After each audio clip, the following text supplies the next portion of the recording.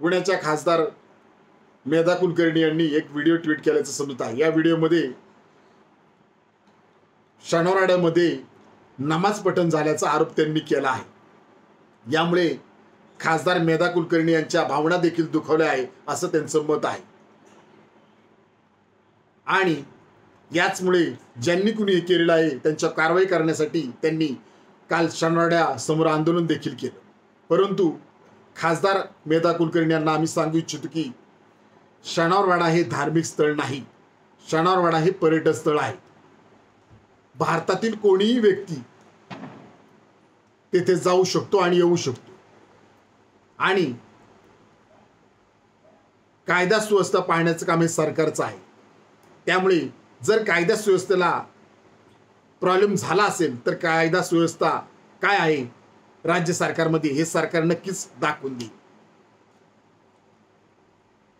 खासदार मेधा कुलकर्णी यांना माझा प्रश्न आहे, पुण्यामध्ये मॉडर्न कॉलेजने एका बौद्ध विद्यार्थ्याला नोकरी लागली होती लंडनमध्ये, तर त्याला कन्फर्म सर्टिफिकेट न दिल्यामुळे ती नोकरी मिळाली नाही, नोकरी केली असा आरोप या प्रेम बिराडे नामक विद्यार्थ्याने केलेला आहे।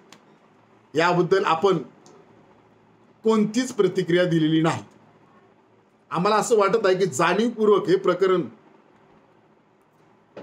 हा मुद्दा संपवण्यासाठीच त्यांनी हा मुद्दा समोर आणल्याचं आमचं स्पष्ट मत आहे।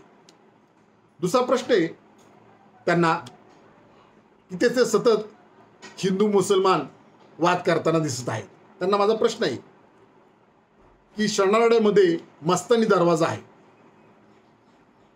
खरंच तुमच्या नमाज पठणामुळे धार्मिक भावना दुखावल्या असतील तर शनिवारवाड्यामध्ये मस्तानी दरवाजा आहे, त्यामुळे तुमच्या धार्मिक भावना दुखवत नाहीत का? आता या मस्तानी दरवाजाबद्दल तुम्ही बोला, आमचं मत आहे। काय करणार या मस्तानी दरवाजाचं? तिसरा प्रश्न आहे, बाजीरावांची जी बायको होती मस्तानी, त्यांना मुलगा होता शमशेर नावाचा, त्याचं नाव देखील शमशेर ठेवण्यात आलं होतं।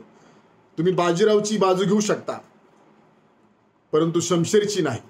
मग या शमशेर नाव जे ठेवलं होतं आणि या शमशेर बद्दल तुमचं नेमकं काय मत आहे हे सुद्धा तुम्ही एकदा जाहीर करा।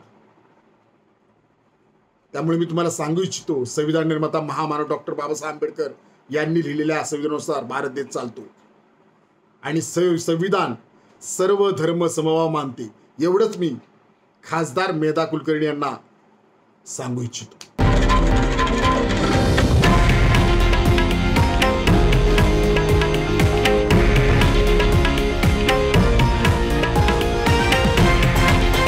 हे आहे देशातील नंबर 1 न्यूज नेटवर्क आणि आपण पाहत आहात TV9 मराठी, एकमेव।